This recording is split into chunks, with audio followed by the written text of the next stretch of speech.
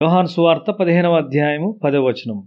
నేను నా తండ్రి ఆజ్ఞలు గైకొని ఆయన ప్రేమయందు నిలిచియున్న ప్రకారము మీరును నా ఆజ్ఞలు గైకొనిన ఎడల నా ప్రేమయందు నిలిచియుందురు. యేసు తన శిష్యులకు చివరి సందేశాన్ని ఇస్తున్నాడు. క్రైస్తవ జీవితం యొక్క ఉన్నతమైన స్థితిని గూర్చి ఆయన వారికి చెప్తున్నాడు. నీవు ఆయన ప్రేమలో నిలిచియున్నట్లయితే అది నీకు మంచిదిగా ఉండును. దేవుని ప్రేమలో నిలిచియుండుట అత్యున్నతమైన స్థితి. అది నీకు, నీ కుటుంబానికి మరియు నీవు నివసించే సమాజానికి మంచిదిగా ఉంటుంది. చెట్టు ఎల్లప్పుడూ దాని యొక్క వేళ్ల సహాయంతో నిలిచియుండునట్లు తన శిష్యులు శాశ్వతముగా తన ప్రేమలో నిలిచియుండు ఒక గొప్ప స్థలానికి నడిపించుటకు యేసు ప్రయత్నిస్తున్నాడు. చెట్టు ఎల్లప్పుడూ క్రింద నుండి సారాన్ని పొందుచుండును. అది దానిని దినమునకు కేవలము 10 నిమిషములు మాత్రమే చేయదు.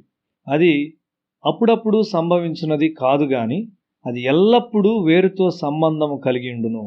ద్రాక్ష తీగ కూడా అలాంటిదే. నీవు ఆ విధంగా నిలిచి ఉంటే నీవు ఒక శక్తిగా ఉంటావు. నీవు ఎక్కువగా ఫలిస్తావు.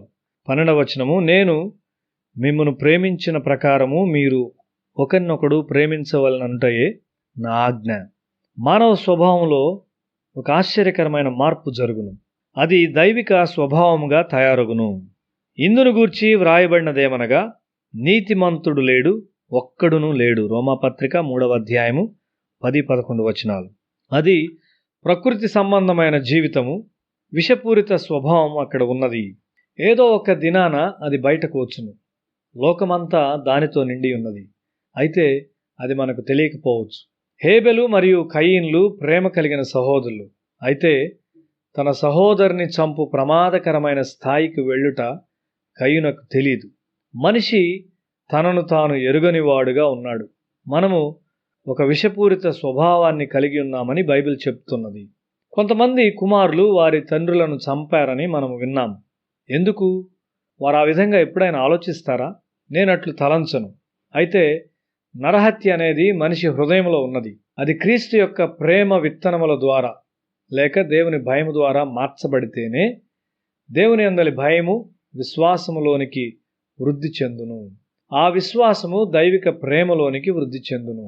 నీవు ఆ ప్రేమను పొందుకున్నప్పుడు నీకు తెలియకుండానే ఇతరుల కొరకు మరణించుటకు సిద్ధంగా ఉంటావు. అది దేవుని ప్రేమ. ఎంతవరకైనా నిన్ను నీవు తృణీకరించుకొనుటకు నీవు సిద్ధంగా ఉంటావు. యేసు మన నుండి విషయాన్ని తీసుకుని తన దైవిక స్వభావాన్ని మనకిచ్చును. నరహత్య స్వభావము తీసివేయబడింది. త్యాగపూరిత స్వభావం ఇవ్వబడినది. అదే ప్రేమ స్వభావము. తన ప్రేమను గూర్చి యేసు